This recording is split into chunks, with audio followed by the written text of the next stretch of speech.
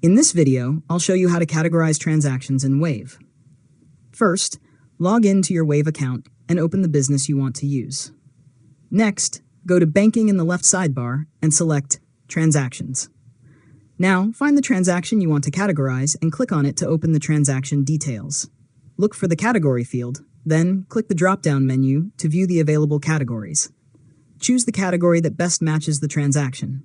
For example, a payment for office supplies can be categorized as office expenses, while a business trip may belong under travel expenses.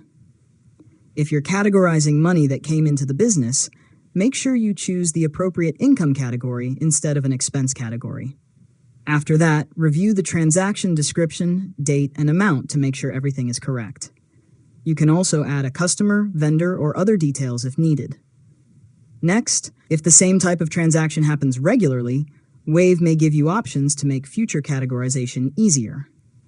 Review the suggested category carefully before saving it.